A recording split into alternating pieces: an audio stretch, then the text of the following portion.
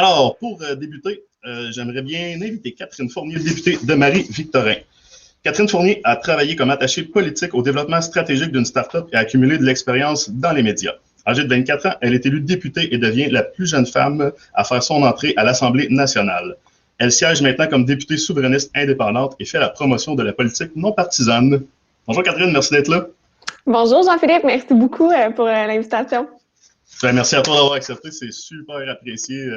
On sait que tu as sûrement un horaire chargé, mais merci de prendre un peu de temps pour nous cette semaine. Ouais, c'est pas mal chargé cette semaine, effectivement, mais ça me fait vraiment plaisir d'être avec vous. Je trouvais que c'était un très bel événement auquel il me fait vraiment plaisir de prendre part et de venir discuter un peu avec vos participants. Ben, vraiment, vraiment, merci d'être là. Puis je ne veux pas te retenir trop longtemps, donc je te laisse tout de suite la parole. Puis je reviens après pour présenter Étienne.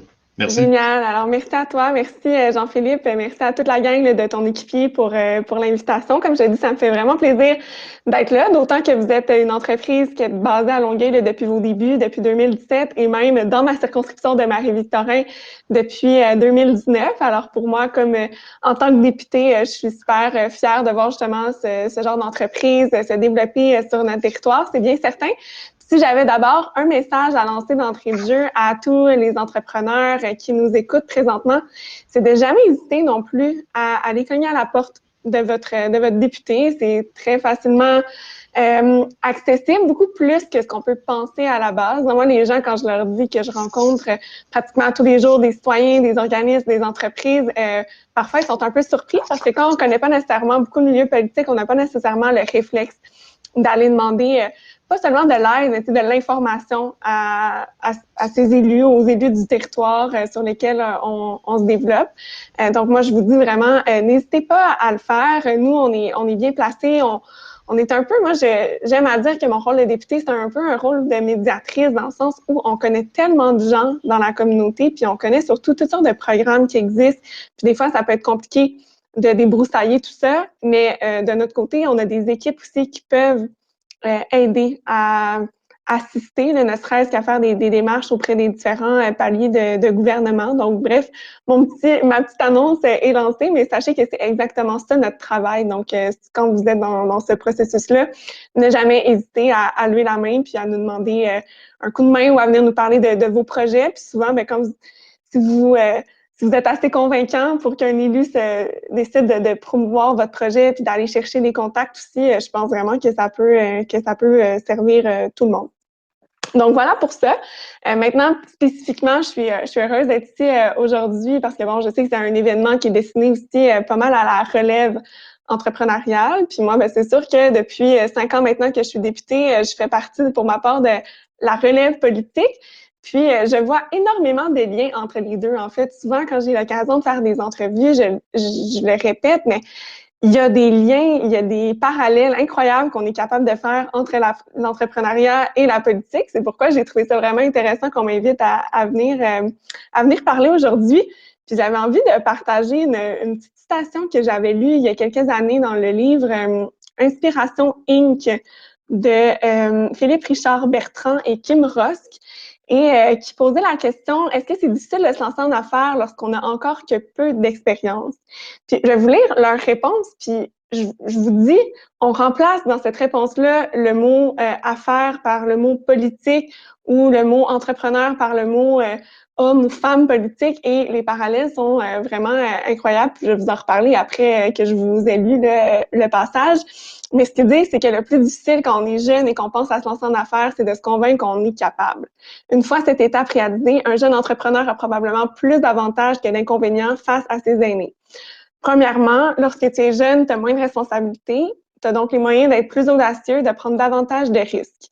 Le pire qui puisse t'arriver est de revenir à la case départ et tu auras tout le temps, de développer d'autres projets à succès par la suite.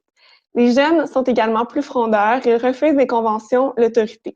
Ils sont donc bien placés pour apporter une vision différente aux problématiques existantes, à innover en dépit des avertissements qu'ils recevront. La réplique à cet argumentaire est souvent qu'un jeune manque d'expérience, qu'il risque davantage de faire des erreurs. Il en est toutefois de même pour un entrepreneur décidant de se lancer dans une industrie qui n'est pas la sienne. Dans les deux cas, peu de gens se lancent en affaires en ayant déjà le bagage nécessaire pour gérer une entreprise. Si on attendait d'avoir le profil de l'emploi, les entrepreneurs auraient tous plus de 60 ans. L'important quand on se lance en affaires, c'est de connaître ses forces et d'être bien entouré. Donc, je ne saurais pas mieux dire, en fait, c'est vraiment ce que j'ai vécu moi aussi au fil de mon parcours, c'est-à-dire, c'est sûr que en se lançant en politique dans la jeune vingtaine, j'avais pas nécessairement d'expérience. C'est évident là, par le nombre d'années que certaines autres personnes qui débarquent en politique, qui ont 25 ans d'expérience dans un autre domaine derrière la cravate, mais quand on arrive en politique ou quand on arrive comme élu à l'Assemblée nationale, tout le monde part un peu sur le même pied d'égalité parce qu'il n'y a rien qui nous prépare vraiment à la politique. Puis je pense que, puis vous êtes mieux placé que moi pour le savoir, mais pour avoir parlé quand même avec des entrepreneurs beaucoup au fil de mon parcours, je pense que c'est un peu la même chose dans le sens où on peut avoir une idée de c'est quoi se lancer en affaires, mais je pense que tant qu'on l'a pas vécu, on sait pas exactement ce que ça demande. Puis je crois que ça implique aussi beaucoup de sacrifices parce que c'est comme un bébé qu'on voit grandir, mais c'est un peu la même chose en politique. C'est-à-dire quand on fait une campagne, il y a le développement d'une clientèle, entre guillemets, là, j'utilise ces mots-là, mais dans le sens qu'on essaie justement d'aller chercher un électorat, de développer une certaine image de marque, parce qu'il y a nécessairement un aspect quand même de marketing dans la politique, puis c'est pas, je le dis pas de façon négative, je pense que c'est normal qu'on souhaite se distinguer, puis qu'il y a des enjeux qui nous définissent comme personne, puis c'est un peu la même chose en entrepreneuriat. Oui, il y a la partie marketing, on essaie d'attirer des clients, mais je pense que de plus en plus, il y a tout l'aspect des idées, des valeurs aussi qui sont à la base des entreprises qui vont permettre de définir cette marque-là aux yeux de la clientèle. Donc, c'est un peu la même chose en politique. Il y a beaucoup de pression également, je pense, dans les deux milieux, parce que justement, c'est beaucoup qui repose sur nos épaules. En même temps, les avantages sont un peu les mêmes aussi, c'est-à-dire qu'il y a quand même une flexibilité puis qu'on est quand même capable de voir le résultat de son travail de façon très concrète. Donc ça, je pense que c'est quelque chose d'intéressant. Puis je pense que dans les deux domaines, on peut se distinguer par l'innovation. Et moi, en tout cas, dans mon parcours politique, ça a toujours été très important, justement, essayer de sortir du cadre établi, de faire les choses différemment. Et je pense que aussi, c'est évidemment une valeur qui est essentielle dans le monde des affaires en entrepreneuriat. Ce qui m'amène aussi à faire un lien avec l'objectif de l'événement d'aujourd'hui. Donc, je sais qu'on souhaite d'aujourd'hui et de toute la semaine. Donc, on veut sensibiliser à l'importance d'aller sur le terrain pour bien comprendre la clientèle, leur contexte, leurs enjeux. Et je vois encore une fois un parallèle avec le parcours politique parce que, en tout cas, pour ma part, la valeur de la proximité est également au cœur de mon engagement politique. Puis je pense également que c'est ce qui m'a aidé beaucoup au fil de mon parcours. Parce que oui, c'est une chose, là, performer dans les médias, par exemple, être présente et tout ça. Puis c'est bon, je le fais. J'ai eu l'occasion de pouvoir me distinguer à plusieurs reprises lors de débats ou d'entrevues. Mais ce que je préfère, puis je pense que ce qui fait vraiment toute la différence dans mon travail, puis ça, pourquoi j'ai vraiment réussi à me démarquer en politique, c'est vraiment par ma présence active sur le terrain. Ça permet d'écouter les gens, puis d'être beaucoup plus sensible à différentes réalités qu'on ne connaît pas nécessairement. Tu sais, chacun d'entre nous, on a notre profil particulier, notre expérience de vie qui va nous définir comme personne, puis qui fait en sorte qu'on va voir les problèmes d'une certaine façon. Mais tant qu'on ne discute pas avec d'autres personnes qui partagent d'autres expériences, qui ont d'autres profils, ça devient difficile d'analyser un problème sous toutes ses coutures. Puis je pense que c'est un peu la même chose quand vous développez un produit comme entrepreneur. Vous allez le voir de votre perspective à vous, mais si vous n'allez pas le tester concrètement sur le terrain, si vous n'allez pas recueillir l'avis de personnes extérieures, mais peut-être qu'au final, ça fonctionnera pas parce que vous n'auriez pas été assez à l'écoute. C'est la même chose pour un projet ou pour une idée qu'on peut lancer en politique. Alors, moi, je vous garantis que c'est ce qui fait vraiment toute la différence. Puis, ce qui est bien, c'est qu'une fois qu'on développe cette faculté-là, d'être proche des gens, d'être à l'écoute du terrain, qu'on est capable de développer aussi une faculté de réactivité, de pouvoir s'ajuster rapidement, une capacité d'adaptation, mais c'est quelque chose qui s'entretient beaucoup plus facilement par la suite. C'est pas un travail qui est constamment à recommencer, c'est-à-dire qu'il faut le maintenir. Donc, une fois que c'est bâti, une fois que cette relation-là est bâtie, qu'on a l'habitude de consulter le terrain puis d'être à l'écoute des gens, on se bâtit une base très solide. Puis après, ça nous permet de continuer de s'alimenter de façon naturelle, puis ça devient implicite vraiment au travail que l'on fait. Alors, encore là, je vois un lien très, très direct. Alors, je vous invite à construire ces bases solides-là. Je pense que ça ne peut que vous aider dans votre parcours d'entrepreneur, comme moi, ça m'a aidé en politique. Donc voilà pour les petits parallèles. Alors, je réitère que je suis très contente d'être invitée aujourd'hui, puis je félicite encore une fois toute l'équipe de ton équipier pour l'organisation de l'événement. Merci beaucoup, Catherine. Merci beaucoup, vraiment super apprécié. Écoute, j'étais vraiment excité de t'avoir pour ouvrir l'allocution principale, puis je me suis pas trompé. Là.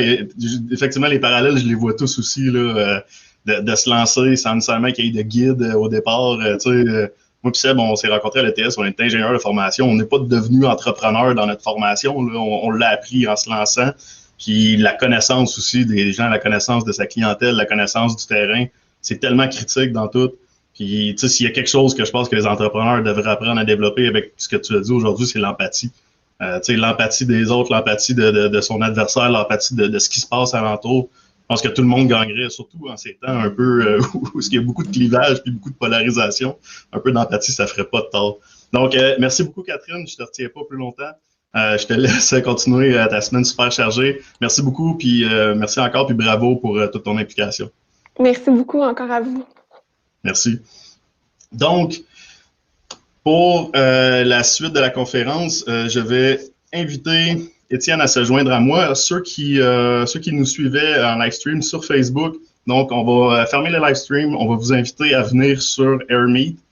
3 façons de retrouver le lien du AirMeet qu'il y a sur notre page factuel.ca. Il y a sur l'événement Facebook et l'événement LinkedIn, les liens du AirMeet sont disponibles. Donc, n'hésitez pas à vous joindre à nous sur AirMeet. Pour l'instant, nous, on va couper le stream de Facebook.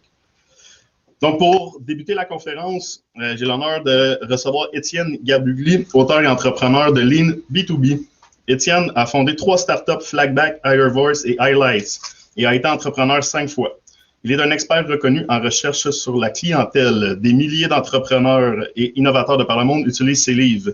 Le Lean B2B, que j'ai eu la chance de lire dernièrement, le SAS Email Marketing Playbook et Solving Product, et ses méthodologies afin de créer et de faire croître leur entreprise. Donc, bienvenue à la conférence factuelle, Étienne.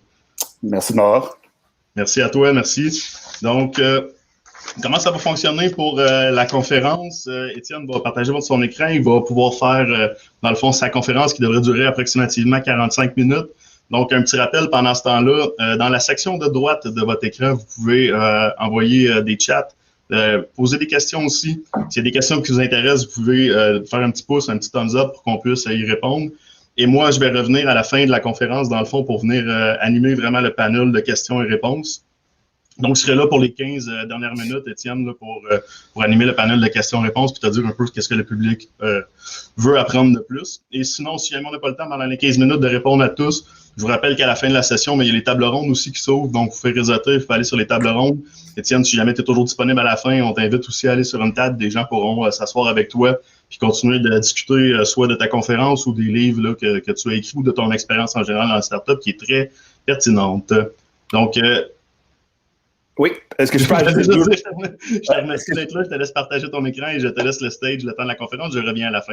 Merci. Parfait. J'ajouterais peut-être 2 points par rapport à l'allocution de Mme Fournier. Absolument. Un, super citation du livre, mais je pense qu'un volet à ça également, à ajouter à ça, c'est comprendre un peu quels sont les éléments qui sont les plus faibles de notre profil pour devenir entrepreneur.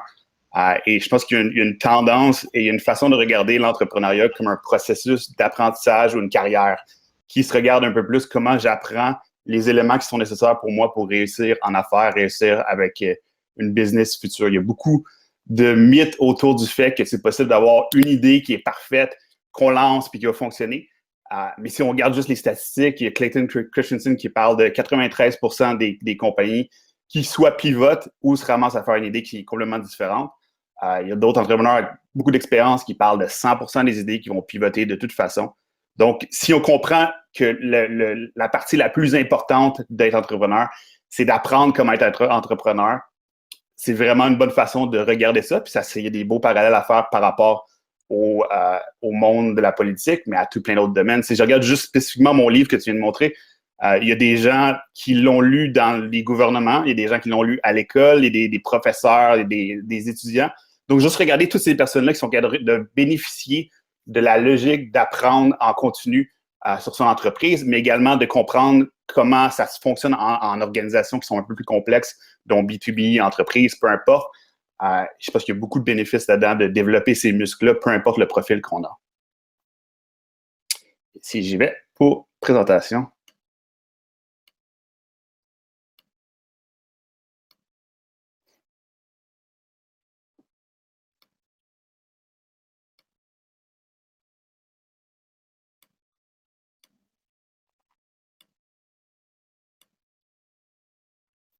Donc, est-ce que vous voyez mon écran?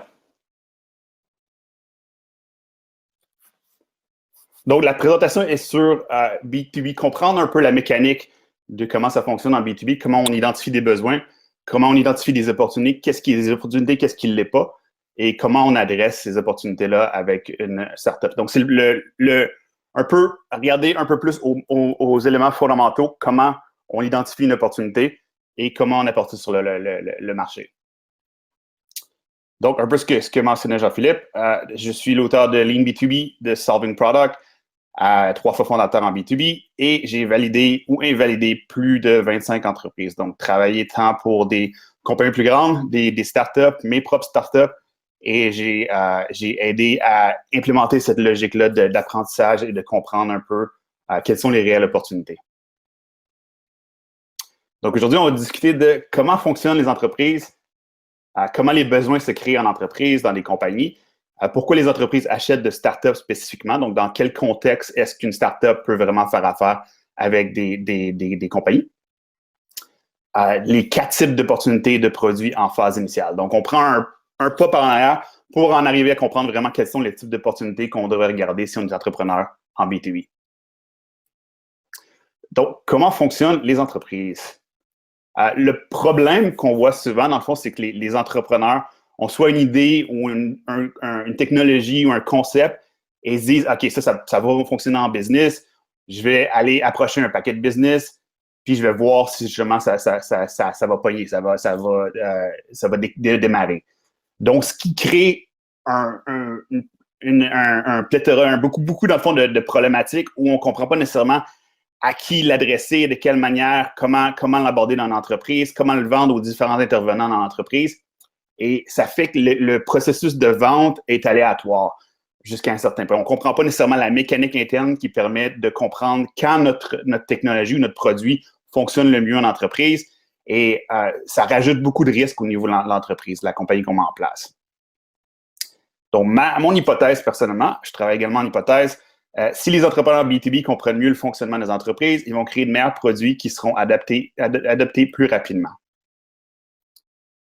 Donc, je peux imaginer qu'il y a des gens qui réagissent, qui se disent « Ah, mais je travaille déjà dans l'entreprise, j'ai pas besoin de comprendre c'est quoi une entreprise. » Ou « Je travaille déjà, je viens de quitter l'entreprise pour partir de ma propre startup, j'ai pas le goût de comprendre ça, j'ai pas le goût de passer de temps à réfléchir à ça. » Et la réalité est que travailler dans une entreprise, c'est pas la même chose que de comprendre les entreprises. Il y a beaucoup d'entrepreneurs, beaucoup de gens qui s'en vont en B2B, qui ne comprennent pas nécessairement la mécanique d'une compagnie, comment ça fonctionne en termes de système, ce qui crée les opportunités, ce qui crée les priorités dans l'entreprise également. Donc, on va regarder ça rapidement pour pouvoir aller regarder avec les opportunités un peu plus tard. Donc, par définition, une compagnie, c'est une organisation commerciale qui fabrique, achète ou vend des biens ou fournit des services en échange d'argent. Pas très utile. Mais si on regarde encore le fameux organigramme d'une entreprise, donc la structure d'une compagnie qui est mise en place, qui permet d'accomplir justement ce qu'on vient de mentionner, de fabriquer des produits, de vendre des produits, de commercialiser des produits. Donc, la façon que ça fonctionne habituellement en entreprise, c'est que les objectifs vont être définis soit par le board, soit par l'équipe de gestion, soit par le PDG de l'entreprise. Ils vont être discutés à ce niveau-là. Et puis, ils vont être transmis à travers l'entreprise du haut vers le bas. Et chaque département, chaque équipe vont être responsable un peu d'interpréter les objectifs, les adapter à leur sauce pour pouvoir fournir des bénéfices et essayer d'accomplir les objectifs, les buts de l'entreprise. Donc, on a cette logique-là de chacun est connecté à ces objectifs-là au final. Tandis qu'on a également, dans l'entreprise, on va avoir des départements qui vont également avoir leurs propres objectifs qui vont découler de leur profession ou de leurs sous-objectifs qui sont de leur côté. Par exemple, son équipe de développement, ils vont avoir des objectifs qui vont être spécifiques à gérer un produit ou spécifiques à garder le produit up and running, d'aller vite, tous ces éléments-là, à se débarrasser du code legacy ou peu importe, qui vont être importants pour eux également. Donc, il y a des objectifs au terme de l'entreprise qui se découlent dans l'entreprise, mais également des objectifs dans les départements spécifiques qui peuvent être importants également. Donc, dans cette logique-là, la façon que la compagnie demeure efficiente, c'est que les gens sont évalués en fonction de l'accomplissement des objectifs. Donc, les gens, ils vont avoir des objectifs qui vont être établis, sur lesquels ils vont être jugés. Et ultimement, c'est ce qui va mener au fait qu'ils obtiennent une promotion ou qu'ils soient congédiés. Donc, s'ils ne performent pas en fonction de ce que la compagnie essaie d'accomplir, c'est mauvais. Mais s'ils réussissent à aider ça ou s'ils réussissent à accélérer l'accomplissement de ces objectifs-là, c'est encore meilleur. Donc, il y a des opportunités pour toutes les personnes dans l'entreprise d'aider ces objectifs-là ou d'y nuire. Ce qui fait que souvent, les gens vont se comporter d'une manière qui s'aligne avec la manière dont ils sont payés. Donc, ici, ils sont payés pour s'assurer que l'application soit aussi rapide que possible. C'est évidemment une priorité qu'ils vont essayer de maintenir à travers les projets ou leur temps de travail. Également, plus les compagnies grossissent, donc si on regarde une hiérarchie qui est un peu plus grosse, plus il y a d'objectifs qui peuvent être attaqués un peu en parallèle, mais également plus de zones grises vont se créer parce qu'il y a des gens qui peuvent travailler sur des objectifs qui sont les leurs ou des projets qui ne sont pas alignés avec l'entreprise ou encore qui soient en train d'essayer de compétitionner avec un autre département. Donc, plus la compagnie se grossit, plus il y a de complexité à comprendre un peu la logique mécanique de l'entreprise. Donc, si on regarde ça un peu en sommaire, les objectifs et les priorités de l'entreprise dictent l'attention des employés au sein de l'organisation. Quand c'est une compagnie qui est saine, c'est comme ça que ça fonctionne. Les employés n'obtiennent pas de promotion en travaillant sur des choses qui ne comptent pas. Donc, si un entrepreneur approche une entreprise et leur parle de quelque chose qui n'est pas pertinent actuellement, il y a des bonnes chances que soit ça soit une perte de temps ou soit ça n'aboutisse pas nulle part. Plus l'entreprise est grande, plus il y a d'objectifs qui sont importants, mais plus il y a de zones grises également, ce qui peut complexifier ou prolonger les processus décisionnels dans l'entreprise. Donc, c'est un peu la logique à haut niveau d'une entreprise. Mais si on approche un peu plus en profondeur, et ce qui est pertinent pour nous si on est entrepreneur ou si on considère d'aller vendre des produits pour des compagnies, on veut comprendre comment les besoins ou les nouvelles opportunités se créent dans les entreprises. Donc, peu d'entreprises restent immobiles ou peuvent rester immobiles généralement. Il y a toujours des changements ou des forces qui changent les besoins, qui changent les niveaux d'ambition ou les désirs de l'entreprise. Donc, ça peut être les pressions concurrentielles. On réagit au marché, ce qui se passe, ou on voit une opportunité qui vient de s'ouvrir. Ça peut être les dynamiques du marché qui ont changé. Donc, avec l'année COVID ou l'année et demie COVID, c'est certain que ça change un peu les mécaniques. Le monde change, donc les personnes, l'univers dans lequel on opère peut changer, le marché change, mais également les besoins, ce qui est priorisé, les valeurs des gens peuvent changer et le leadership de l'entreprise change. Donc, ce qui fait un peu qu'on va emmener des nouvelles idées ou qu'on va revisiter des idées qui sont déjà en place, qui peut créer des changements de priorités ou d'objectifs ou de cibles qui sont mis en place. Des changements de projets qui vont être adoptés ou des nouvelles initiatives qui vont être priorisées une certaine année. Donc, il y a très peu d'entreprises qui réussissent à rester immobiles parce que c'est un système complexe humain, mais également parce que c'est souvent drivé par de l'ambition ou des nouveaux projets ou des nouveaux buts ou des atteintes d'autres niveaux de performance. Et ça peut être un peu drivé un peu de l'interne.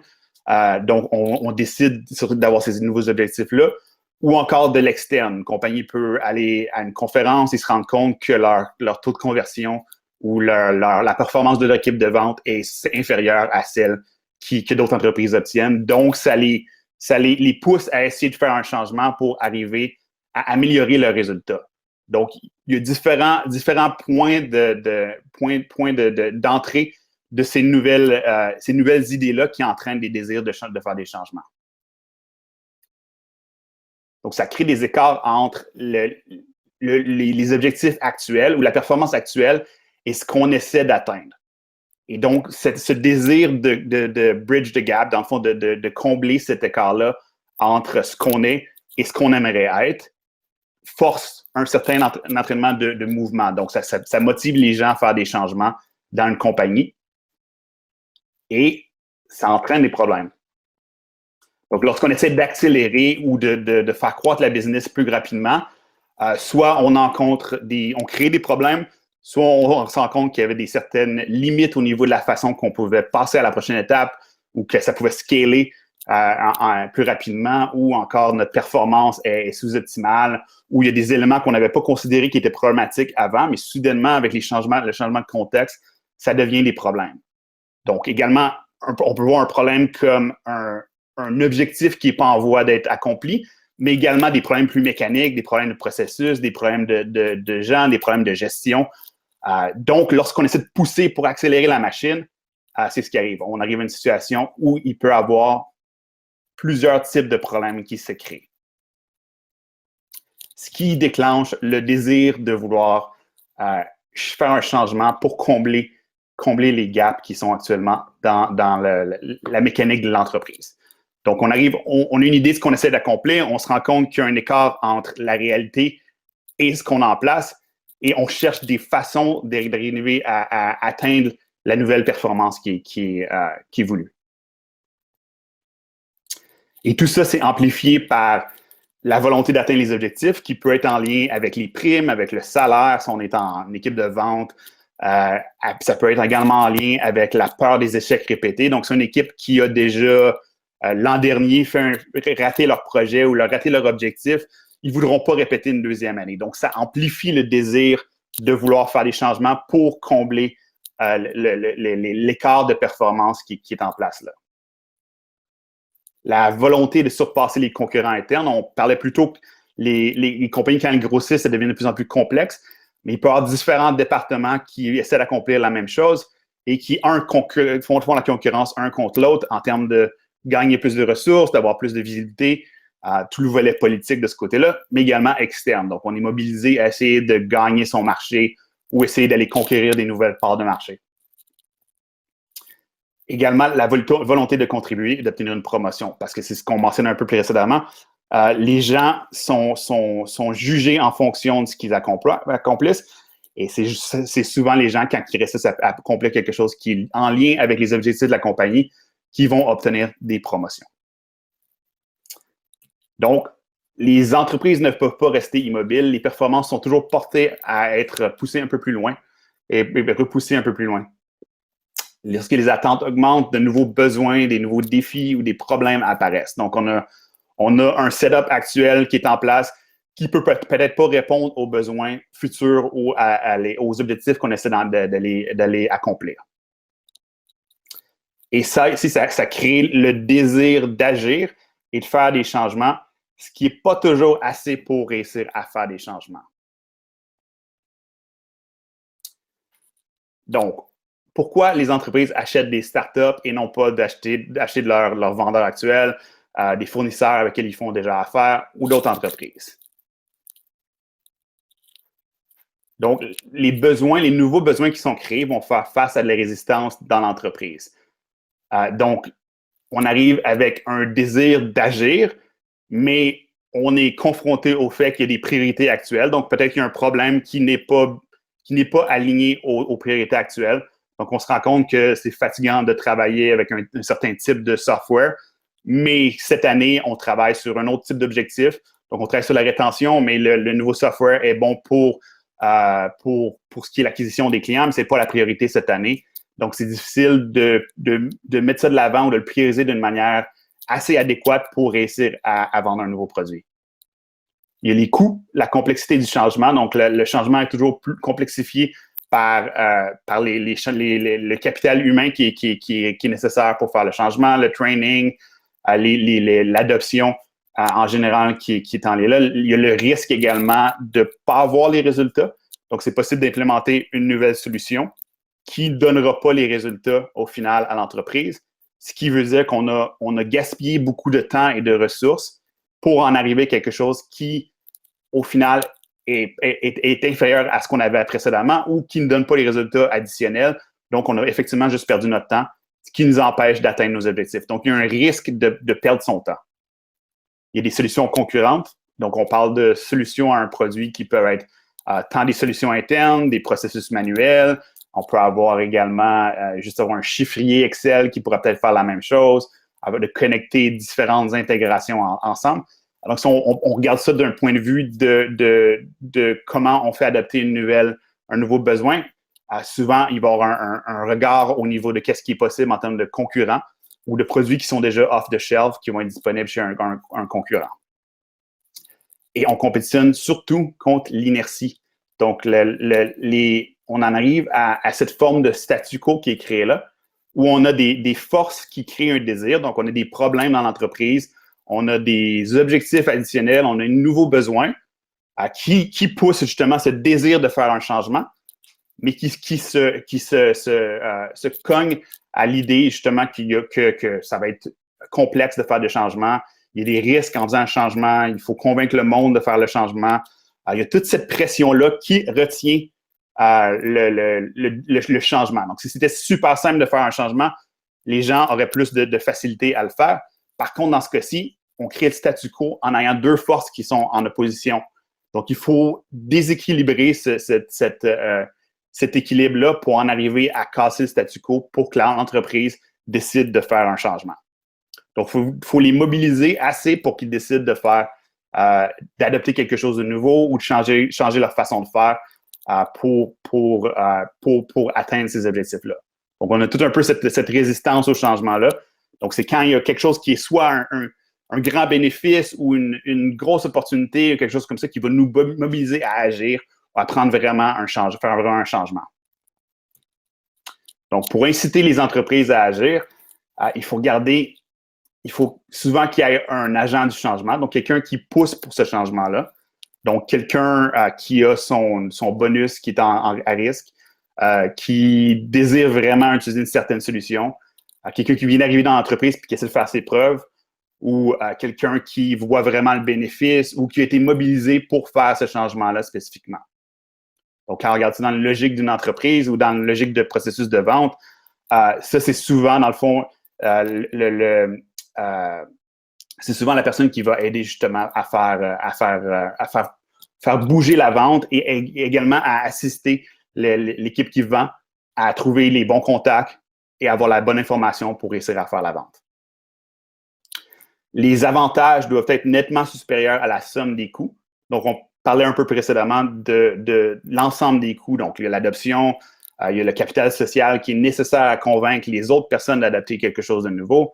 Il y a les coûts monétaires, les coûts de temps qui vont être investis, la formation. Donc, tout ça, ça s'additionne et ça crée un espèce de bouchon qui limite le désir de faire des changements. Donc, les entreprises comme telles ne sont pas structurées d'une manière pour faire tous les changements. C'est pour ça qu'on souvent, quand on parle d'une plus grande entreprise, le rythme de changement va être moins grand qu'une petite compagnie où c'est beaucoup plus facile de faire la justification de ce type de bénéfice-là que quand une équipe est plus grande puis il y a différents objectifs, différents trucs qui compétitionnent dans la compagnie. Et dernièrement, les coûts doivent être minimisés. Donc, le coût, on parlait d'incertitude, les risques, le changement.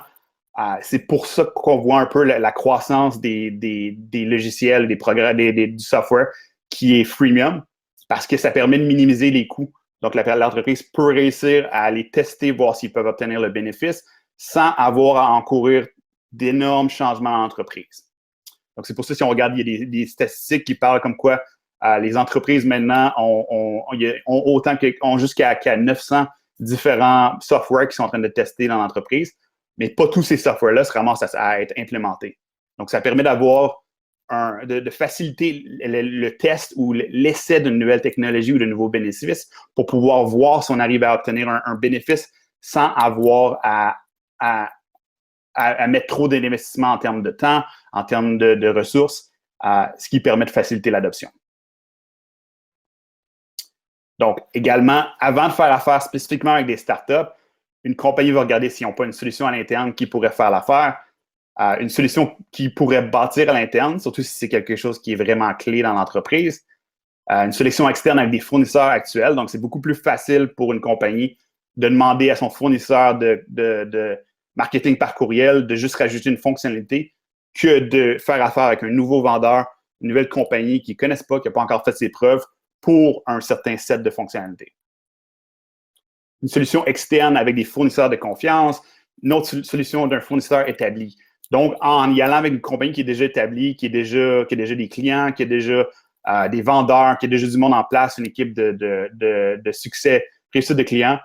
Donc, ça permet à la compagnie de minimiser la perception de son risque en investissant avec des startups.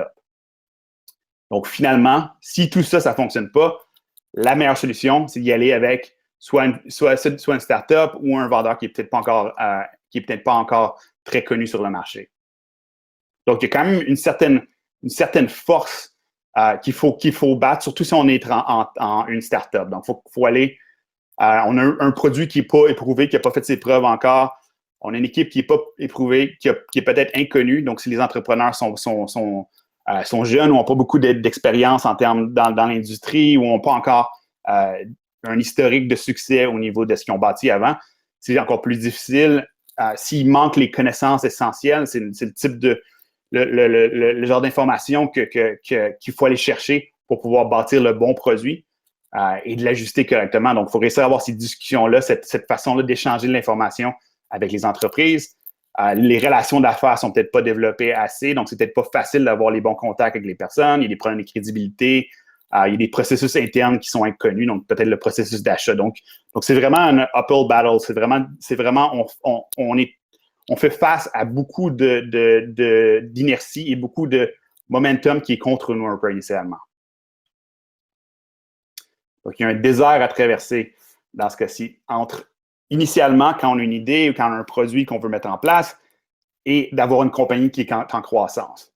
Donc, il y a quand même beaucoup d'éléments à comprendre entre le départ et la suite, ce qui entraîne beaucoup de ce qu'on parlait plus tôt, dans le fond, des pivots ou des apprentissages qui mènent peut-être pas à l'autre extrémité du désert, disons. Donc, si on résume ça, dans le fond, les startups sont dans une position encore plus difficile. Donc, la bataille est encore plus difficile que si on est IBM et on approche une compagnie. Elles ne font pas une propre concurrence sur un pied d'égalité avec les fournisseurs établis. Et ça, c'est souvent un point qui est négligé par les startups. Donc, il y a un peu cette mentalité-là où on va bâtir un nouveau CRM et on se dit qu'on va arriver à avoir des clients quand ces autres entreprises-là souvent vont pouvoir compétitionner à tout plein de niveaux, qui va être beaucoup plus difficile pour une startup d'y arriver à ça. Donc, il faut vraiment trouver la porte d'entrée, la bonne porte d'entrée pour réussir à rentrer dans le marché, à pénétrer le marché. Il y a seulement certains types d'opportunités qui peuvent fonctionner initialement pour les startups. Le mot important dans cette phrase-là, c'est initialement. Donc, dans le fond, il y a une différence entre comment on entre, comment on crée sa porte d'entrée dans l'entreprise et ce qu'on bâtit au final. Donc, on peut avoir une différence entre la plupart des softwares ou des solutions qui existent sont partis avec un feature set ou des fonctionnalités qui sont beaucoup moindres de ce qu'ils ont fait plus tard. Par contre, les fonctionnalités qu'ils ont choisies initialement, s'ils ont réussi, étaient sûrement stratégiques ou ciblaient une opportunité qui était vraiment critique ou qui leur permettait vraiment d'avoir ce pied d'entrée-là. Parce qu'on part avec beaucoup moins de ressources, on a moins de développeurs, on a moins de financement, moins de force de vente. Donc, ce qu'on met en place initialement, il faut qu'il y ait que ce soit assez fort pour pouvoir créer ce désir initialement. Donc, il y a plusieurs types d'opportunités qui peuvent fonctionner, mais il y en a 4 principales qui facilitent cette capacité-là de faire sa place en entreprise initialement. Donc, ce qui est important, c'est de partir avec une compréhension de ces désavantages. C'est ce que je mentionnais un peu plus tôt. On a des désavantages tant en étant un nouvel entrepreneur qu'en étant une startup qui n'est pas encore établie. Mais il y a également des avantages de ça qu'on va discuter un peu plus tard qui permettent justement de capitaliser sur les opportunités qui sont peut-être différentes ou qui sont peut-être plus faciles pour une startup initialement. Donc, pour éviter l'immobilisme, pour éviter de rester un peu pris dans cette partie-là initiale, il faut prioriser l'adoption. Donc, si on n'a pas l'adoption de quelque chose, si on n'est pas avoir cette relation avec des entreprises, c'est très difficile d'apprendre, c'est très difficile d'itérer, c'est très difficile d'en arriver à un modèle qui fonctionne initialement. Donc, il faut créer cette adoption-là, il faut créer ce désir-là de faire affaire avec nous en priorité pour pouvoir en arriver à avoir une business qui est mise en place. Donc, il y a des types de besoins qui maximisent ça. Et le point d'entrée doit être assez solide pour permettre à l'entreprise, à la start-up, de créer soit un avantage compétitif versus les autres solutions sur le marché, ou d'établir une business qui est en croissance, qui arrive à avoir des revenus ou qui arrive à aller chercher assez d'argent pour pouvoir se soutenir pendant qu'elle bâtit le marché. Donc, si on n'a pas un modèle qui commence à fonctionner ou qui donne des signes de pouvoir fonctionner assez longtemps pour pouvoir établir une vraie business, ça va être beaucoup plus difficile de faire croître la business, dans le fond. Il y a beaucoup de situations où une startup peut commencer à travailler avec une entreprise, mais soudainement, ils se rendent compte que la fonctionnalité qu'ils achètent d'une startup va être soit intégrée dans un autre produit ou c'est pas assez un grand besoin pour justifier d'ajouter un autre vendeur, un autre fournisseur dans leur stack technologique. Donc, il y a toujours un peu cet équilibre-là. Donc, il faut s'arriver d'avoir un point d'entrée qui est assez solide pour pouvoir se positionner et créer un territoire qui est assez grand pour établir une nouvelle business. Donc, les 4 opportunités sont satisfaire les besoins émergents, résoudre les problèmes immédiats, satisfaire les besoins avec plus grande précision et introduire des solutions qui ne font pas concurrence. Donc, si on regarde ça un peu en détail. Donc, des besoins émergents sont des besoins qui n'étaient peut-être pas là il y a 2 ans, 3 ans. Donc, il y a beaucoup de discussions cette année par rapport au fait que la pandémie crée des changements de comportement, des changements des changements de comportement, des changements de processus décisionnels.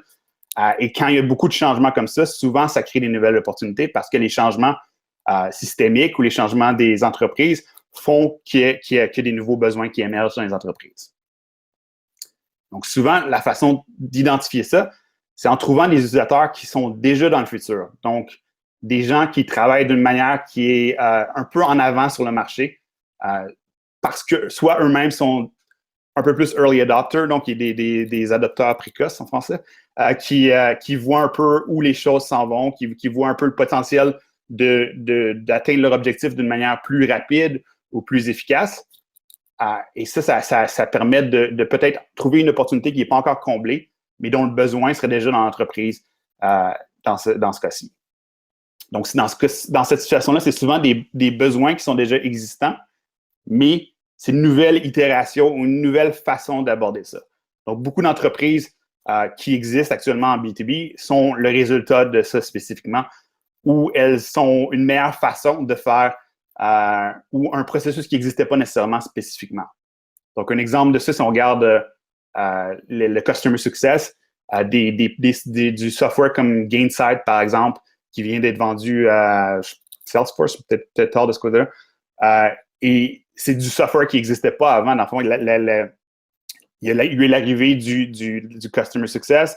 Il y a eu un écart entre ce que les meilleures entreprises, les entreprises les plus futuristiques faisaient, et ça a créé une opportunité pour créer une forme de CRM qui était vraiment spécifique pour le Customer Success. Ce qui est important dans ce cas-ci, il faut que cette évolution-là crée réellement des avantages concurrentiels, des avantages pour l'entreprise. Donc, des avantages qui sont assez grands. Donc, de se spécialiser et d'aller créer un CRM qui est vraiment spécifique pour le Customer Success, il faut que ça donne des gains qui soient assez grands pour l'entreprise pour qu'ils se disent, OK, on va créer ça on va rajouter ça comme catégorie de software qu'on achète ou on va aller chercher cette solution-là. Un bel exemple qui est dans Lean B2B, mon livre Lean B2B, est une compagnie de Montréal, ici c'est Mario Bouchard, dans le fond, le PDG de IBWave. Et à la base, dans le fond, leur compagnie, Mario Bouchard était un spécialiste de conception de systèmes de Wi-Fi, dans le fond. Donc, plus le Wi-Fi a pris de l'adoption, plus il y avait des systèmes complexes de Wi-Fi à intégrer. Donc, si on regarde dans le Centre Bell ou dans des arénas, ou d'autres bâtisses comme ça, le système de Wi-Fi devait être conçu d'une certaine manière. Et comme c'était sa job, en travaillant chez TELUS, chez Bell, chez d'autres entreprises d'un, il était en avance sur le marché et sur la compréhension de quels étaient les besoins futurs un peu pour ça. Fait qu'il y avait une idée où le marché s'en allait, où les besoins qui allaient émerger ou qui allaient croître dans le futur. Donc, avec son équipe, ils ont commencé à pitcher en novembre. En décembre, il y avait un prototype. Et en février, il y avait déjà des clients et commençaient à être profitables. Donc, c'est vraiment cette situation-là où on a un software qui est vraiment basé sur des utilisations futures, mais il y a une preuve qu'il y a d'autres clients dans le marché qui vont finalement avoir besoin de ça, qui permet justement rapidement d'avoir une adoption de la technologie. Donc, la deuxième catégorie, les problèmes immédiats. Donc, c'est une traduction de l'anglais. Souvent, ce qui est utilisé comme terme en anglais, c'est air on fire problems. Donc, les problèmes qui sont vraiment, genre, il y a un problème là, faut qu'on règle le problème actuellement. Donc, on est prêt à passer à côté du fait de travailler avec nos fournisseurs qu'on connaît déjà pour régler ce problème-là. On est prêt à aller avec un consultant qui nous règle ça tout de suite parce que le problème aurait déjà été dû régler. Donc, c'est souvent en lien avec des nouveaux problèmes ou des trucs qui sont arrivés qui n'étaient pas prévus ou des problèmes de data, par exemple, des problèmes de sécurité dans ce type-là. Ce qui est difficile dans ce cas-ci, c'est de trouver le bon timing. Donc, souvent, il faut s'assurer que les personnes avec qui on discute dans les entreprises vont être prêts à partager, leur vrai gros problème dans l'entreprise. Donc, il y a vraiment une science à ça que l'équipe de ton équipier maîtrise, ce qui permet vraiment d'identifier quelle est l'opportunité la plus critique qui permet d'aller vraiment chercher les clients rapidement pour pouvoir réussir à bâtir le bon produit. Donc, on parle de nouveaux produits dans ce cas-ci, mais on peut également voir, dans certains cas, si on a déjà un produit, il y a des situations qui peuvent créer ces problèmes-là plus air on fire. Donc, on peut réaligner un produit qui existe pour aller chercher des problèmes qui sont encore plus critiques, ce qui permet d'accélérer les cycles de vente, d'accélérer le go-to-market du produit également. Donc, dans ce cas-ci, c'est vraiment important de comprendre pourquoi les problèmes n'ont pas encore été réglés. Donc, s'il y a un problème qui est vraiment critique aujourd'hui, pourquoi ça n'a pas été encore adressé? Est-ce que c'est juste que la personne à qui on parle me parle de quelque chose qui n'est pas nécessairement vrai? Ou c'est qu'il y a vraiment des problèmes avec leur vendeur actuel ou il y a vraiment une situation différente qui a créé cette situation-là? En comprenant un peu le contexte autour, ça permet vraiment de mieux adresser l'opportunité. Le danger dans ce cas-ci également est de créer une solution qui est vraiment la consultation. Donc, on crée une solution qui est vraiment personnalisée pour un client. Donc, un bel exemple de ça ici, c'est un case study dans un autre de mes livres. C'est l'équipe de Profitwell. Donc, Patrick Campbell ici. À la base, ils faisaient leur premier software était une solution de pricing. Donc, ils aidaient les compagnies, entre autres, une grande compagnie qui était sur le point d'aller faire un IPO, qui était sur le point d'aller public. Et ils se sont rendus compte que la façon qu'ils calculaient leurs chiffres n'était pas la bonne. À quelques jours, justement, de devoir y aller pousser pour l'IPO. Donc, ça crée vraiment une grosse pression de régler ça maintenant, actuellement. Et ça crée justement toute cette logique-là de leur solution pour réussir à faire du accounting qui était plus efficace, de comptabilité plus efficace pour leur entreprise. Donc, ils ont trouvé vraiment quelque chose où l'entreprise devait régler ça actuellement. Et ils ont vu également, à travers leur base de clients, qu'il y avait d'autres entreprises qui étaient dans la même situation. La troisième catégorie sont les besoins qui sont abordés avec une plus grande précision. Donc, un des bénéfices d'être une startup, c'est le cas d'être encore plus ciblé ou encore plus près du monde. Un peu comme Mme Fournier parlait précédemment. Justement, quand on commence à développer peut-être son électorat, c'est une capacité également d'être encore plus près des gens qui permet justement de créer une meilleure relation avec les entreprises ou l'électorat. Donc, de mieux combler les attentes envers des processus spécifiques. Donc, s'il y a un processus qui est vraiment précis qu'une entreprise fait, dans ce cas-ci, ça peut être vraiment adapté à cette réalité-là pour vraiment combler les besoins qui peuvent pas être comblés par des solutions qui sont un peu plus grand public. Donc, si on regarde une grande opportunité souvent en B2B, c'est de regarder qu'est-ce que les entreprises ont comme fichier Excel, qu'ils se partagent ou qu'ils travaillent ensemble, qu'ils collaborent ensemble. Parce que souvent, Ce que c'est réellement, c'est qu'ils essaient de bâtir leurs propres applications parce que les applications qui sont déjà en place ne donnent pas nécessairement les bénéfices qui sont désirés. Donc, en arrivant à créer un logiciel, une solution qui est encore plus efficace, ça permet justement d'arriver à avoir un bénéfice qui est meilleur. Dans ce cas-ci, ce qui est vraiment important, c'est que la précision, l'ajout de la précision, doit créer des gains tangibles. Donc, c'est pas seulement être différent pour être différent, c'est d'être vraiment différent d'une manière qui rajoute de la valeur aux entreprises. Donc, ça peut être moins de délais, moins de coûts, moins d'erreurs, ou encore plus de revenus, de profits, d'opportunités. Il y a différentes façons de trouver un bénéfice qui peut être augmenté en y allant avec plus de précision spécifiquement. Un bel exemple de ça, c'est Viva, qui est dans le fond, Peter Gassner ici, dans le fond, était en charge de la plateforme force.com chez Salesforce. Et il s'est rendu compte qu'il y avait un sous-groupe de clients qui était en life science, donc en pharmaceutique, qui avaient des besoins qui étaient distincts, mais également un univers qui était un peu distinct de leur côté-là, qui n'était pas complètement satisfait par la plateforme qui était en place. Donc, ils ont vu une opportunité de créer quelque chose qui était plus précis et qui comblait un peu mieux les besoins de cette audience-là.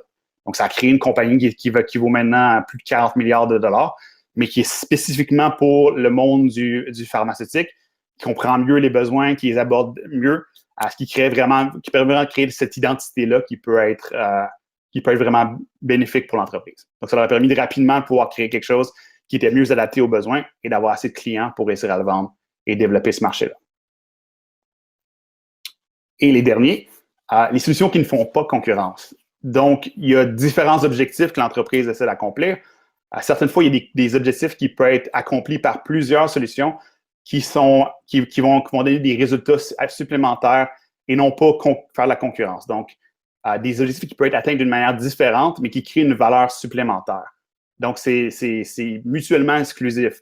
On peut avoir on peut afficher, mettons, une offre d'emploi sur plusieurs sites et ça n'enlève pas le fait que tous ces sites-là peuvent donner des bénéfices à l'entreprise parce qu'ils ne compétitionnent pas nécessairement ils peuvent compétitionner pour le même budget, mais ils ne compétitionnent peut-être pas en termes de résultats.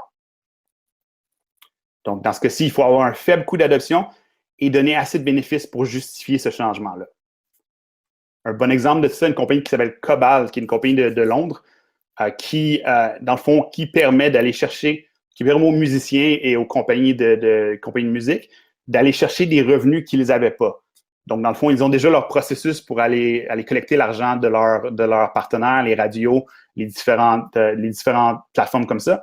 Mais Cobalt a créé un système qui est encore plus profond, qui est le plus profond dans différents marchés, pour aller chercher des revenus par rapport à chaque fois qu'une chanson est jouée dans différents pays. Donc, en installant une nouvelle solution comme Cobalt ou en faisant affaire avec cette entreprise-là, on n'enlève rien à ce qu'on avait déjà en place comme technologie. On rajoute quelque chose de nouveau qui fait juste générer plus d'argent. Donc, il y a à peu près aucun point négatif de faire ça. Donc, il y a on peut penser à un réseau publicitaire également. Donc, si ça donne accès à des nouveaux auditoires, il n'y a pas vraiment de négatif. Donc, si la compagnie veut juste continuer sa croissance, c'est possible qu'elle désire d'ajouter d'autres solutions. Donc, il y a d'autres façons de faire ça également.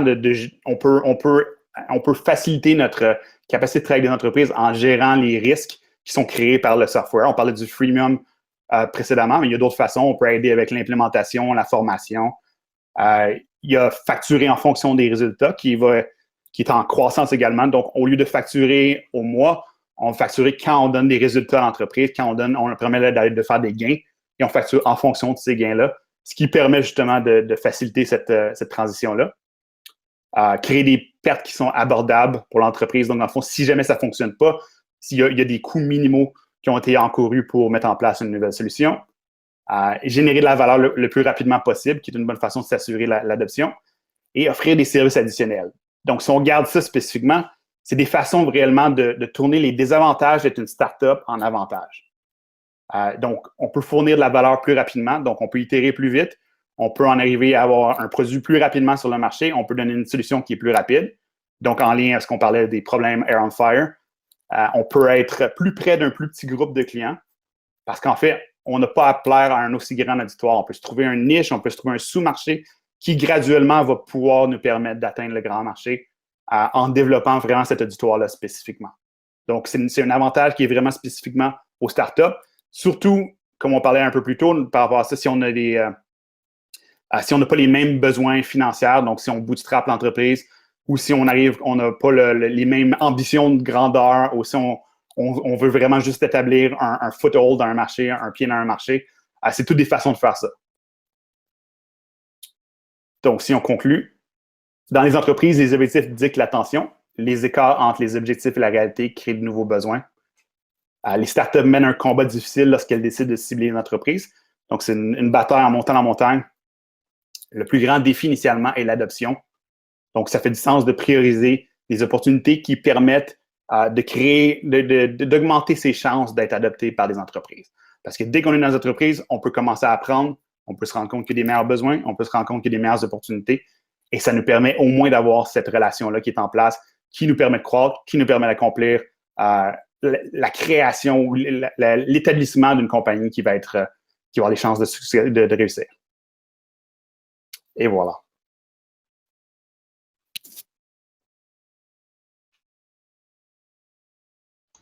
Merci, Étienne. Merci beaucoup. Super, merci. Donc, j'ai vu, on a accumulé quelques questions là, dans la section de chat. S'il y en a d'autres qui veulent peut-être poser des questions avant que j'entame avec la première, juste un petit rappel, là, dans la section de droite de votre écran, je ne sais pas si je le pointe du bon bord, j'espère que oui. il y a la boîte dans le fond message, il y a aussi la boîte conversation Q&A. Donc, soit dans le chat ou soit dans le Q&A, là, vous pouvez accumuler des questions. On va aller les prendre ici. Donc, on va commencer avec la première. Est-ce qu'on devrait viser des grandes ou des petites et moyennes entreprises quand on commence comme une start-up? Ça dépend de ce qu'on a accès, ce qu'on connaît. Dans le fond, ça dépend je pense qu'une des choses qui est les plus critiques initialement, c'est de comprendre son propre profil, ses propres avantages, ses propres défis. Donc, si on a déjà beaucoup d'expertise dans un marché, ça peut être vraiment bénéfique d'aller dans des compagnies plus grandes. Ça dépend également de ses besoins financiers. Donc, ça va aller plus rapidement si on va avec des plus petites compagnies. Par contre, notre taux d'attrition, le taux de churn, va être plus faible si on a des plus grandes entreprises. Donc, ça peut être bon pour réussir à bâtir quelque chose de plus établi. Également, c'est possible de créer quelque chose qui est plus... Il y a plus d'opportunités dans les grandes entreprises également de ce côté-là. Fait que dans le fond, ça dépend un peu de ce qu'on a comme situation qui nous permet d'aborder le marché. Personnellement, je pousserais davantage pour les petites entreprises parce que c'est un des défis initialement est vraiment d'avoir assez de volume pour pouvoir itérer rapidement. Donc, dans des entreprises qui sont plus petites, il y en a davantage. Donc, ça permet d'aller plus vite au niveau feedback. Ça permet d'avoir plus d'informations qui rentrent et ça permet vraiment d'accélérer son accès au marché. Puis, je ne sais pas si tu l'as déjà vu, Étienne, mais des fois, j'ai l'impression que certaines startups vont viser des grandes entreprises, pas nécessairement parce que c'est leur cible idéale, mais parce qu'ils espèrent un coup de circuit. Tu sais, ouais. C'est pas nécessairement la bonne première porte, là, dans le sens qu'il faut vraiment bien connaître son client cible, puis peut-être que la PME est ton client cible. Oui, effectivement, mais en même temps, je pense que c'est en train de changer. Comme je mentionnais plus tôt, dans le fond, les compagnies pensent qu'il y a environ 40-50 différents softwares dans une compagnie, mais souvent, il y en a 900 quelques. C'est la moyenne selon des études. Donc, il y a de plus en plus de points d'entrée dans les entreprises. Donc, c'est de plus en plus compétitif au niveau des entreprises pour les besoins. Donc, il y a moins en moins de l'hégémonie d'un genre IBM et des autres compagnies-là. Donc, ça risque d'ouvrir davantage d'opportunités en progressant. Est-ce que... Ah, super, merci. J'allais dire, tu peux-tu juste enlever ton partage avant qu'on continue? Parfait. Ah, ouais. Ben, je pense que quelqu'un le couper, si je ne me trompe pas, là, pour qu'on puisse savoir côte à côte. Parfait. Excellent. Donc, une question de Luc Tremblay-Forêt. Est-ce que c'est possible d'avoir des exemples concrets de moyens où est-ce que tu as testé l'idée, toi, là, pour tester ton MVP en B2B ou dans des startups B2B que tu as été impliqué? Fait que as-tu des exemples concrets, précis à nous donner? Où est-ce que tu aurais testé ton idée du MVP? Oui, absolument. Ben, la dernière startup que j'avais, on a lancé quelque chose en 1 mois. Donc, dans le fond, ça, on utilisait justement beaucoup le contenu pour essayer à driver des gens. Donc, on avait vraiment ce profil-là qu'on essaie de renvoyer au site. Ça nous permettait d'avoir une certaine rapidité. Ce que j'ai appris un peu de ça, parce que c'est important de toujours apprendre, c'est qu'une belle approche à ça, surtout quelque chose qui est peut-être B2B lightweight un peu, et peut-être d'y aller avec un quelque chose qui s'intègre sur un App Store. Donc, dans le fond, un Slack App Store, ce qui permet d'avoir un volume de gens qui rentrent, de tester différents trucs, dont l'onboarding, dont le besoin, dont ces affaires-là. Sinon, dans d'autres contextes, on avait créé à un moment donné, c'était un Excel comme software. Moi, j'ai créé, dans le fond, avec Axure, fait que dans le fond, des prototypes cliquables pour tester. Il y a plusieurs façons de faire ça. Maintenant, je pense avec le no-code, c'est en grosse explosion au niveau des MVP. Donc, plein d'opportunités intéressantes de ce côté-là. Puis, tu vois, moi, quelque chose que j'avais déjà fait aussi en pré-vente, c'était d'aller trouver des clients. Il y a certains clients, des fois, que leur problématique est tellement forte qu'ils sont prêts peut-être à t'aider un peu à développer. C'est sûr que le danger, c'est peut-être de développer un produit juste pour eux, et non pour la masse. Mais ça reste que c'est quand même une validation, je trouve, quand quelqu'un, déjà en pré-vente, avant même que tu aies un produit, est prêt à allonger une partie du montant ou en tout cas à se commettre pour la suite. Oui, mais je pense qu'une belle chose à faire en parallèle, justement, de kickstarter un processus comme avec vous autres, de la regarder, voir s'il y a d'autres entreprises qui sont comme qu'est-ce qui fait que cette entreprise-ci, à qui on parle, a ce besoin-là qui est critique? Qu'est-ce que je peux retrouver ça ailleurs dans d'autres? Tu sais, se servir des critères qui font qu'eux autres sont intéressants, puis voir s'il y en a d'autres comme eux autres. Absolument. Est-ce que tu as des exemples de questions ou des meilleures questions là, pour aider à saisir la force d'une problématique ou l'amplitude ou l'irritabilité d'un problème? Parce que des fois, des clients ils nous disent « Ouais, mais les gens ils nous ont confirmé que c'est un problème. » Oui, mais à quel point c'est un problème qui doit être un air on fire, comme tu disais? Est-ce que tu as des exemples de questions peut-être pour essayer d'aller creuser un petit peu en arrière de la première réponse que quelqu'un peut nous donner? Ouais, ben en fait, personnellement, je m'en vais un peu moins du côté des problèmes, parce que les problèmes sont hyper subjectifs. Dans certains cas, c'est difficile de vraiment cibler c'est quoi le nerf du problème, puis de l'appliquer de manière constante. Fait que souvent, c'est ce qui se répète d'une entrevue à l'autre. C'est ce qui va se répéter plusieurs fois dans la même entrevue. C'est ce qui va être dit de manière plus émotive, qu'il y aura des histoires réelles. Fait qu'une bonne façon de faire ça, dans le fond, c'est de vraiment aller chercher les histoires, puis de ne pas demander par rapport au problème spécifiquement, mais de les faire ressortir par des histoires de ça, puis d'aller demander justement s'il y a d'autres instances où c'est ça, puis d'aller faire de la triangulation pour voir avec d'autres personnes dans l'entreprise si le même problème affecte d'autres personnes. Donc, plus il y a de gens qui sont touchés par le même problème, plus il y a de chances que ça devienne critique ou important, et plus il y a de chances que tu as trouvé un point d'entrée qui va être intéressant dans ce cas-là.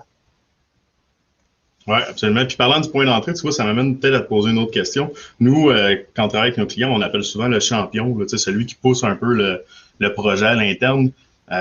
Puis des fois, certains clients, ils ont l'habitude de rentrer par le top de la chaîne alimentaire de l'entreprise, de dire je vais viser le CEO puis parce que lui, il décide de tout. Alors que généralement, plus l'entreprise est grosse, moins c'est vrai, moins il est connecté au plancher. Est-ce que c'est l'hypothèse qui s'avère être juste de dire que d'essayer de trouver cette personne-là, c'est ta meilleure porte d'entrée en B2B dans une business, le champion ou le porteur ou celui qui veut initier le changement, comme tu l'appelais dans ta présentation? Ben, la difficulté, c'est de le trouver, dans le fond, le champion, quand on ne l'a pas directement. Je pense que c'est un peu pour ça que souvent les gens vont avec le top. Parce que dans le fond, tu peux demander, est-ce que tu peux me plugger la personne qui travaille sur ça, puis graduellement, tu te rends à la bonne étape. Moi, ce que j'aime faire également, c'est de rentrer à un autre point, puis de demander justement, est-ce qu'il y a quelqu'un qui est en charge de X, le sujet de ça, puis du fait que s'il n'y a personne, s'il y a quelqu'un, ils vont dire que c'est la bonne personne. S'il y a, ça fait que ça te permet de comprendre également s'il y a une priorité, si c'est compris, si ça existe. Fait que déjà, juste de faire un peu de testing de même. Il y a dans le livre sur lequel je travaille, dans le fond, actuellement, il y a quelqu'un qui me parlait de son processus par email. C'est juste utiliser des cold emails pour réussir à comprendre les besoins puis comprendre les bons points d'entrée dans l'entreprise. Je pense que c'est underrated. Il y a des façons de faire ça également qui sont intéressantes. Mais les deux peuvent fonctionner. Ça dépend. Il y a un volet là-dedans qui est une question de combien de temps on a puis comment on est qualité rapidement après ça. Oui, absolument. Une autre question de Luc. Est-ce que tu as mentionné Axure? Quels sont tes top outils que tu utilises pour prototyper et tester ton marché? Oui, Axure, c'est parce que dans le temps, c'était des formations professionnelles. J'étais en UX. Mais ce qui fonctionne beaucoup maintenant, ce qui est vraiment populaire maintenant, c'est Keynote, qui est devenu, genre, je pense, un des meilleurs logiciels de prototypage, parce qu'en fait, tu peux faire des applications qui sont iPad, des applications qui sont mobiles également avec. Donc, c'est intéressant parce que c'est rapide et ça permet d'itérer. Également, ça dépend de l'étape où on est avec les clients, mais des fois, c'est quasiment mieux d'avoir quelque chose qui n'est pas actif, qui ne bouge pas nécessairement, juste de comprendre un peu les réactions par rapport à ça. OK, super. Deux dernières petites questions. Excuse-moi, j'ai pris à travers. Ah oui, quelqu'un posait la question. Il y a beaucoup de discussions, ou en tout cas, moi, j'entends beaucoup de discussions sur les modèles freemium, puis que ça peut créer peut-être des faux positifs. Donc, comment, en fait, qu'est-ce que tu penses du modèle freemium? Je peux y aller plus largement. Je sais que c'est pas une réponse qui est blanc ou noir nécessairement, mais puis peut-être quel truc on peut utiliser pour éviter des faux positifs dans ce genre de modèle-là? Bon, en fait, je pense que oui. Je pense que c'est pas blanc et noir, là. Je pense que si on y va avec. Tu sais, dans le fond, c'est ce qu'on est en train de tester avec Freemium, c'est que les gens s'inscrivent à quelque chose. Ça ne veut pas nécessairement dire qu'ils vont trouver de la valeur, ça ne veut pas nécessairement dire qu'ils vont être prêts à payer pour ça. Il y a des compagnies qui ont réussi en commençant avec un mode freemium parce que ça permet d'avoir plus de gens dans le funnel. Mais ce qui est important de comprendre, c'est que freemium, c'est un modèle d'acquisition, c'est pas nécessairement un modèle d'affaires. Donc, si on n'a pas besoin nécessairement de clients payants initialement, ça peut être une façon de le faire. Donc, il y a un cas dans les B2B, justement, une compagnie qui a commencé à ça, mais c'était des millionnaires qui ont parti de la business. Fait que souvent, surtout si on bootstrap, c'est vraiment pas une bonne idée. Il faut s'assurer justement d'avoir la capacité d'avoir un paiement quelconque initialement. Puis moi, personnellement, je pense que c'est toujours la bonne façon de commencer, quitte à ce que le paiement soit pas énorme ou peu importe que ça soit pas le client idéal qui a payé dès le départ. Ouais, puis je trouve que c'est la seule vraie grosse validation que tu as, c'est qu'un client se met à payer pour, là, tu sais, des lettres d'intention, des tapes dans le dos, des likes de ta mère sur tes posts Facebook, ça ne t'amène pas de revenus, là, tu sais, donc à un moment donné. Ouais. Mais je pense que c'est le point d'entrée, mais après ça, si tu n'es pas capable d'avoir de rétention ou si tu n'es pas capable d'avoir de l'utilisation à un site qui est utile, tu as juste collecté de l'argent initialement. Fait, les deux vont comme ensemble pour avoir un fit. Absolument. Puis, dernière question de Nadia. Est-ce que on parle d'entrer par en haut dans l'entreprise, donc par rapport à la hiérarchie, ou est-ce que entrer par en bas, c'est-à-dire peut-être par les employés qui sont sur le terrain, ça nous permet d'apprendre des choses aussi? C'est pas nécessairement viser la personne qui est nécessairement l'acheteur ou le champion dès le début, mais peut-être juste d'aller questionner ou observer ce qui se passe sur le terrain, puis ça nous permet d'être un bon processus d'apprentissage. Oui. Ben, c'est un peu comme des couches, dans le fond. Je pense que initialement, tu vas vouloir trouver la personne qui, comme telle, a le pain point, les affaires comme ça. Puis plus tu recules, plus tu vas vouloir avoir différents points d'entrée. Il y a des compagnies qui rentrent par un point d'entrée qui est vraiment pas le même que celui qui, au final, ils sortent l'argent. De comprendre ça, ça a de la valeur, mais c'est peut-être pas la première affaire que tu veux focuser dessus. C'est de comprendre si tu rencontres dans la rue la personne qui a le besoin, qui l'a fait, et tu es capable d'y faire payer pour ta solution. C'est énorme, mais après ça, tu vas vouloir comprendre est-ce que le processus de vente est mieux si on fait bottom-up, top-down, c'est l'inverse. Mais puis où on rentre directement à la bonne personne, parce qu'ultimement, c'est un peu le défi du freemium en entreprise, c'est que souvent, ça va peut-être rentrer par la mauvaise personne, puis cette personne-là ne parle peut-être jamais avec la bonne personne. Et puis si on regarde ça du point de vue maintenant, tu as du procurement souvent dans des entreprises qui commencent à augmenter. Donc, s'il y a un autre département qui décide si on achète ou pas, si on n'a jamais accès à cette personne-là ou la discussion est jamais créée, on tourne en rond. Dans le fond, on peut avoir le monde qui capote sur le software, mais quand ils arrivent à le payer pour, mais ils n'arrivent jamais à payer pour parce que XY. Ah, exact. En fait, en B2B, c'est pas rare qu'il y ait beaucoup de personnes impliquées, puis c'est un peu ça que tu viens de dire aussi. C'est nous, on parle des utilisateurs, des gens qui sont dans l'unité décisionnelle, les gens qui sont impactés, les influenceurs, même il y a des menaces des fois à l'intérieur des entreprises, des saboteurs même directement. Donc, c'est important quand on est en B2B de bien mapper tout ce groupe de décisionnels-là qui est alentour de l'acquisition d'un produit ou d'un service. Mais rendu à ce moment-là, je pense que c'est vraiment une belle opportunité où tu peux regarder justement ton win-loss, qui t'a gagné, par où ça commençait dans ce cas-ci. Ça a commencé par le gars de support, la requête, celle-là a marché, mais l'autre, elle n'a pas marché. Pourquoi? Ça permet vraiment de comprendre un peu ton processus d'achat qui est vraiment utile quand tu commences à scaler la business. Oui, définitivement. je peux pas t'enlever ça. Excellent. Ben, écoute, merci beaucoup, Étienne. Vraiment super apprécié pour ta conférence. C'était super pertinent, super intéressant. Il y avait d'autres questions là, que j'ai pas eu le temps de répondre.